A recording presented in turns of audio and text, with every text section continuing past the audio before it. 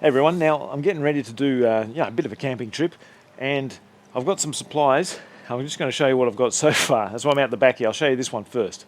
Now a friend of mine who does camping, he said get one of these little solar powered shower. So the idea is to sit it in the sun, it heats up, and use it. So I've had this out here for a few hours. It's about the middle of the day, so I'll see if temperature's actually warmish or not. You know what? That's perfectly warm enough to have a shower. Like a garden hose in the sun, you know the deal. So that's that. I'll have to figure out how to really hang it upright, but yeah, that seems to work as long as there's sun for it for a few hours and get me out of trouble for a shower. Actually, I should have used my thermal image camera, so I'll have another look. All right, let's have a look. On the bag itself, that's the hottest part of what I'm looking at, which says 50 degrees. Didn't feel like 50, but all right. Turn this thing on. You can see, well, what can you see? Probably more if I hold it upright. Coming out there. Hot spot on the ground. Anyway, trust me, it's warm enough. That's all you need to know. Right, now in the car, I've got the tent down the bottom and the mattress, which I've always had, but never really used. I'll drag them out. I just wanted to see if they fit down there. I've just bought a table and a chair, and I've also bought this fridge here. So I'll drag all this out and set it up in the garage staging area. All right, here's where I'm going to set it up. Start with this thing, because this is the self-inflatable thing. It's a pain to roll up. Let's see what happens. Oh shit, eh? Undo these. So I've got to test this shit. So this looked a lot better than this before I rolled it up. Fuck, what happened to it?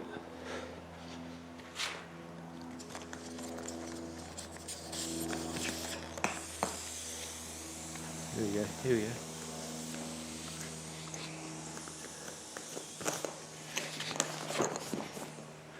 Give that time, see if it sorts itself out.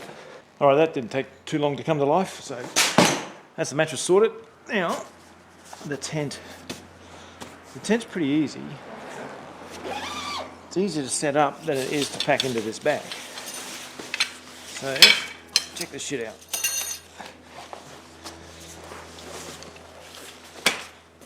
That's the tent. To get it going, just fucking whip it out. Bit of that, bit of this. Struggle a bit like an idiot because the camera's on you. But essentially, that's it. Let's pop these up.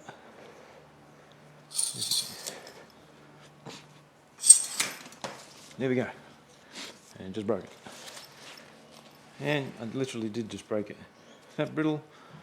Haven't used it in years, and that just broke, so fuck. So we've got to sort these things out. Right, this is what happened. The fabric there has just come off from where it was there. And the same thing happened to the handle on the bag, which I wasn't too worried about, but this will be more of a concern. So I have to whip something up there, and let's face it, this one's probably not going to last long either. Right, I've just got it kind of rigged up there to get me out of trouble. And in goes the mattress. Like that.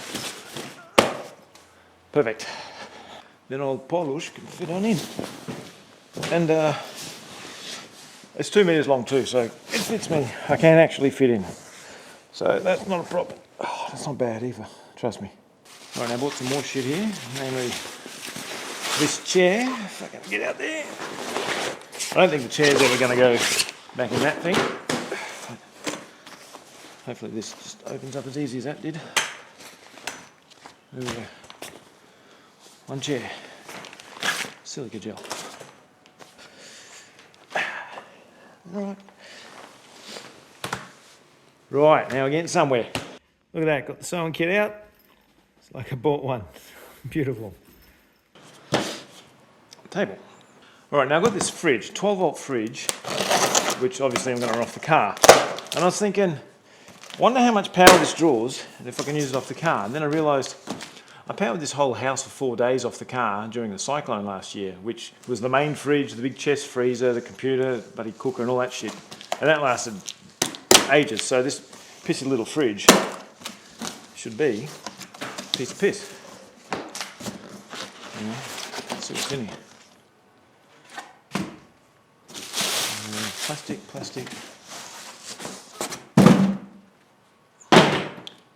The fridge. Voila. Oh. Fit in there. Right, here it is with its 12-volt adapter. It's a cigarette lighter. It's powering off that. It can't be drawing too much bloody current. And I'm not going to use this when I fully install it somehow, but for now I'm just going to try the cigarette lighter connection, which I've never actually even tried in that car, and hopefully it won't blow whatever fuse is in that, and just see if I can power this up and see what it does. Now the cigarette lighter socket is in the least convenient spot under there, so plug that in, see what goes fucking bang. Plug it in. What the hell? What? Do I have to force that? Is there some fucking child safety lock shit on here? Oh, there it is. It's in. Here we go. I can see that flickering on the thing. It says 22 degrees. Which is not, oh, no, minus... Oh, 22 will be what it currently is. What's the fridge run at? 4 or 5 or something? I'm going to try 8 for now, see what happens. Okay, it's currently, what, 25 past 1. And it's at... Oh, you can't see that. There's 22 degrees on there.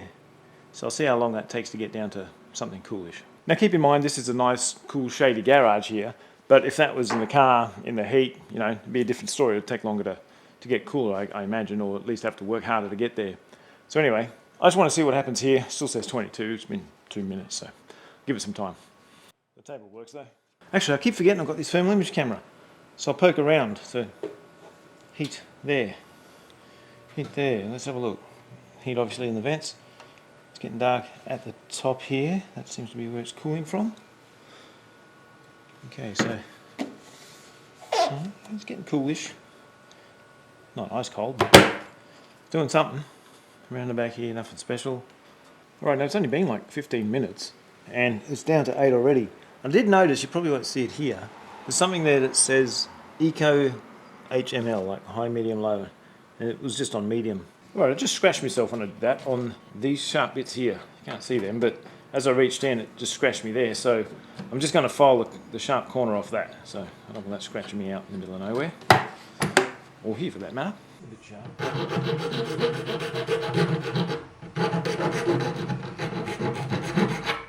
I've got this camping stove too that I've used once with the butane gas things that I didn't realise was still sitting in here.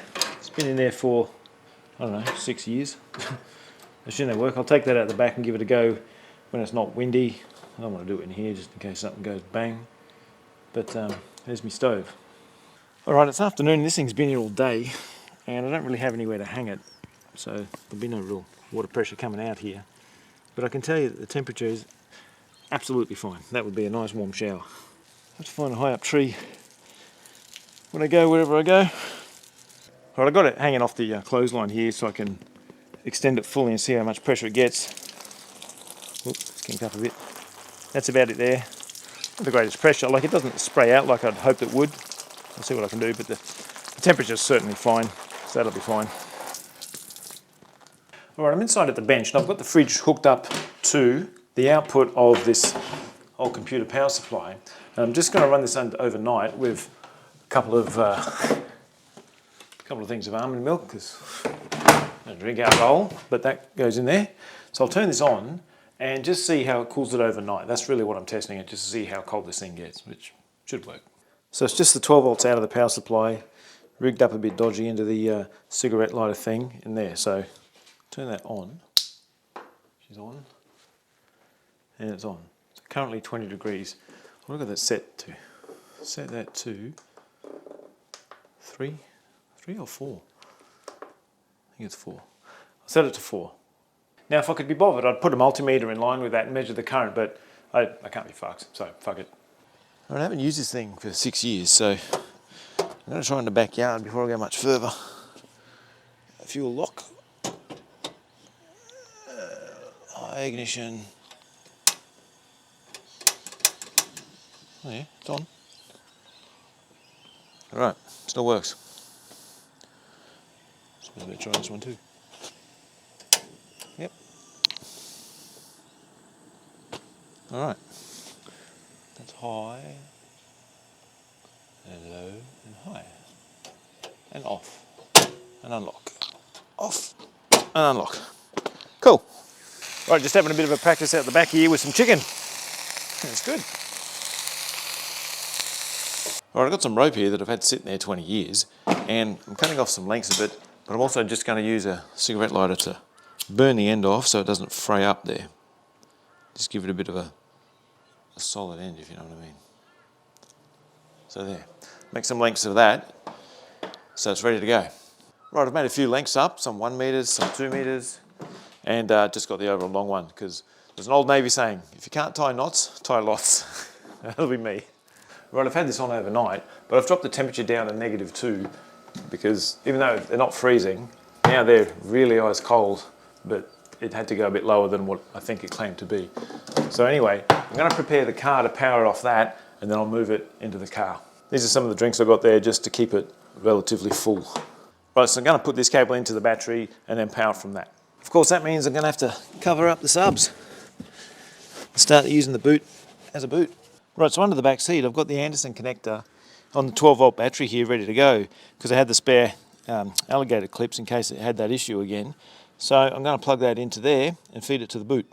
Right, I've got the snake in as a draw wire, and I can't believe I did this whole bloody stereo, because it's not something I'd want to do again, just crawling around running cables through a bloody car. Alright, I've got it through, so I'll just weave it down under there and plug it in, which I'll need 2 hands for. Alright, it's in there now, so I'll go get the fridge, plug it in. Remember, there's a fuse down here, which you need it close to the battery end, and that just goes to the boot. Alright, I had to swap the lid around, because the cable will be going on this side. Can I get to it? Yeah, I can. So anyway, let's see. See what happens when I plug that in. I'll bring the camera around. Alright, see what happens. It's on. Now I've got some MDF and just cut out the shape of that existing panel that goes over the subs, just so I could make a housing frame, you know, to put the fridge in. And what I did was sand it down afterwards so there's no sharp edges, glue it together, screw it all up, and then, you know, sit it in there. So it worked quite well. Right, so here it is all finished in the boot of the car. And I saw in the manual it said it can go up to 30 degrees. Now I just went up a steep hill before and it was 8 degrees according to the dashboard, so I'm not going to do 30-degree bloody hill.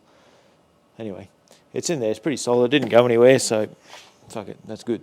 Now of course the subs that are under here have nowhere to go, so it really rattles the hell out of it when that's there. So what I might do is put some holes here somewhere so sound, air pressure, can escape.